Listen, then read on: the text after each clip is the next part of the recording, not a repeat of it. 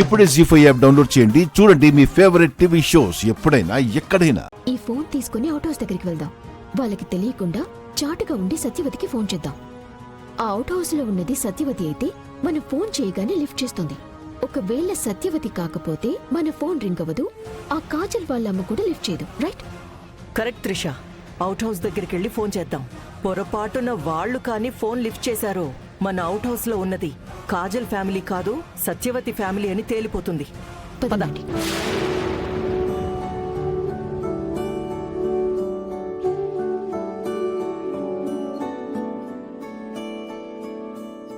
ఇదిగో సత్యవతి, అత్తయ్య గారు మీరు కూడా. ఈ క్షణం నుంచి పరాయి వాళ్ళు మనల్ని చూసినా చూడకపోయినా నువ్వు గుడిదానిలాగే బిహేవ్ చెయ్యి. మీరు అత్తయ్య గారు, మీరు మోగదానిలాగే బిహేవ్ చెయ్యాలి. నేను ఇదిగో నా అలాగే ఉంటాను. ఇలా మనం కంటిన్యూగా ప్రాక్టీస్ చేస్తూ ఉంటేనే మనం దొరకకుండా ఉంటాం. లేదంటే మనలాగే బిహేవ్ చేస్తాం, అప్పుడు ఆటోమేటిక్గా దొరికిపోతాం. అర్థమైందా? నేనిప్పుడే ప్రాక్టీస్ మొదలు పెట్టేశానులేండి. అమ్మా కాజలు, అక్కడెక్కడో ఫోటో ఉంటుంది, తీసుకురమ్మా.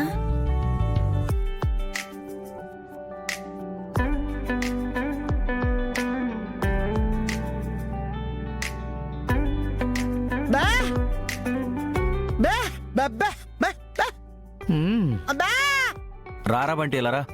ఇదిగో ఇది తీసుకెళ్ళి మీ అమ్మమ్మకి ఇవ్వు.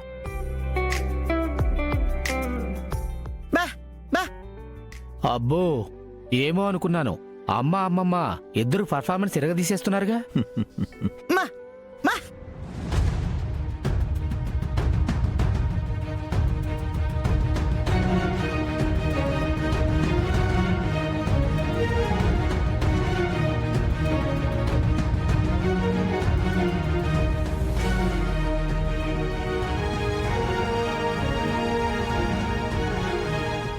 కాజల్, సుత్తి మేకుంటుంది, తీసుకురామ్మా. నేను కొడతానులేమ్మా.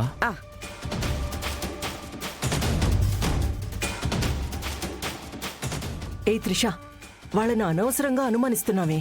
చూడు, దానికి నిజంగానే కళ్ళుంటే ఆ మేకు సుత్తి ఇవ్వమని ఎందుకు అడుగుతుంది? పైగా వాళ్ళు యాక్టింగ్ చేయడానికి కూడా అక్కడ ఎవరూ లేరు. మనమిద్దరం వచ్చావని కూడా తెలీదు. సో నాకు తెలిసి వాళ్ళు నిజంగానే గుడ్డివాళ్లు, మోగవాళ్ళు అయ్యుంటారు. ఆంటీ, మీరన్నది నిజమే కావచ్చు ఆంటీ. ఇక్కడ దాకా వచ్చాం కదా, ఒక్క ట్రయల్ చేద్దాం. సరే, ఓ పట్టాను వదలవు కదా, కాల్ చేయి.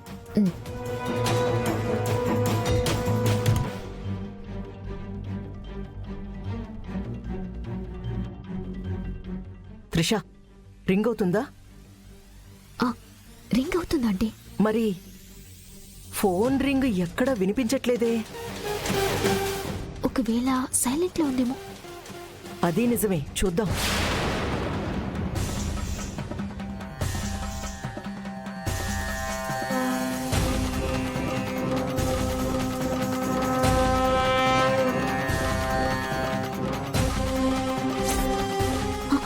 ఆంటీ, ఫోన్ ఫోన్ ఫోన్ చూడండి.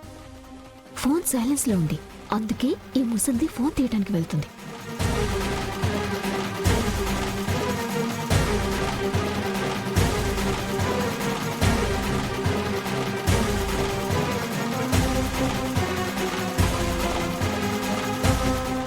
అవును, ఇప్పుడు మనం చెవిటి వాళ్ళం కదా, అలాంటప్పుడు ఫోన్ రింగ్ అయినప్పుడు ఎలా వినపడుతుంది? నోను, నా పర్ఫార్మెన్స్లో ఏమాత్రం తగ్గకూడదు. నాకేమీ వినపడ్డం లేదు.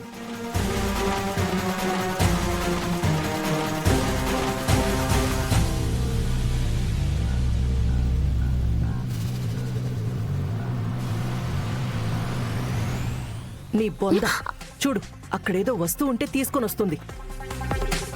అక్కడ ఫోన్ రింగ్ అవ్వట్లేదు, నీ తలకే రింగ్ అవ్వట్లేదు. వెళ్దాం పద. అమ్మా, ఏదో ఫోన్ వస్తున్నట్టుందా చూడు. చూడండి ఆంటీ.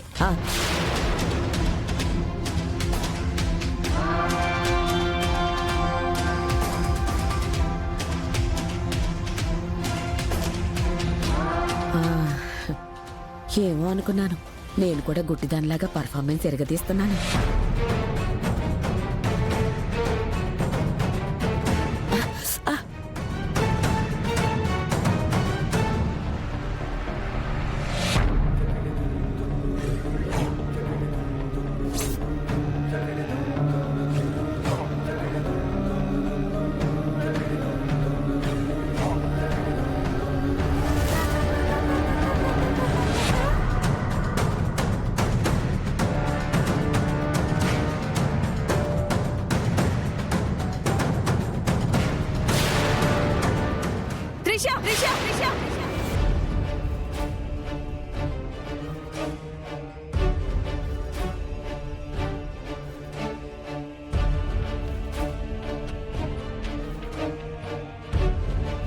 ఎంత ధైర్యమే నీకు? నా పర్మిషన్ లేకుండా నా ఫోన్ ని తీసుకుని వచ్చేస్తావా? అది నిన్ను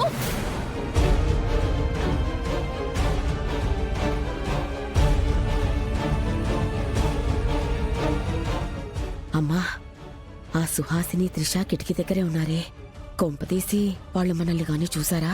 ఆ చూస్తే ఏముందిలేవే, మనం పర్ఫార్మెన్స్ ఇరక్కొడుతున్నాం కదా. నువ్వు నిజంగానే గుడ్డిదానివి, నేను నిజంగానే మూగదాన్ని అనుకుంటారులే పర్ఫార్మెన్స్ లో. అవునవును, అదే నిజమే అమ్మా. ఎందుకు త్రిషని కొట్టబోతున్నావు? కొట్టాలా చంపాలా? నా పర్మిషన్ లేకుండా నా ఫోన్ ఎందుకు తీసుకొచ్చినట్టు?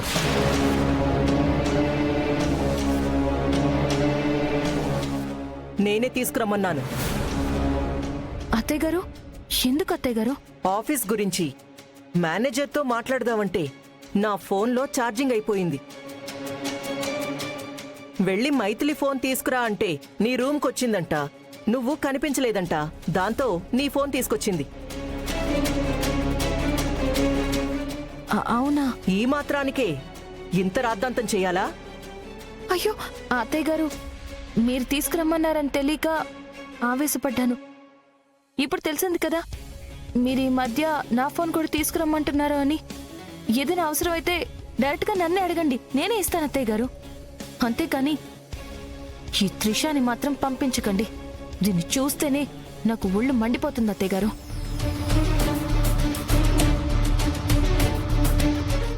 జాగ్రత్త, దొరికిపోతారు.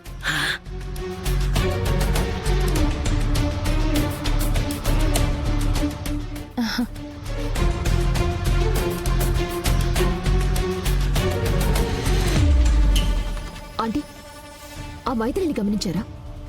దాని ఫోన్ తెచ్చి వాళ్ళమ్మకి ఫోన్ చేశాను అనగానే ఎంత టెన్షన్ పడిపోయిందో. గమనిస్తున్నా. దాని వాలకం మొత్తం గమనిస్తున్నా. నువ్వు చెప్పినట్టుగా మనింట్లో తిష్ట వేసింది సత్యవతి ఫ్యామిలీ అయితే నిజం ఈ రోజు కాకపోయినా రేపైనా బయటపడుతుంది. ఆ తర్వాత మైథిలిని ఆ దేవుడు కూడా కాపాడలేడు. పత్రిష, అమ్మయ్యా.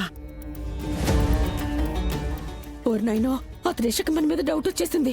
అందుకే మైథిలి ఫోన్ నుంచి మనకి ఫోన్ చేసింది. జీ5 యాప్ డౌన్లోడ్ చేసి అన్ని ఎపిసోడ్స్ పూర్తి ఉచితంగా చూడండి.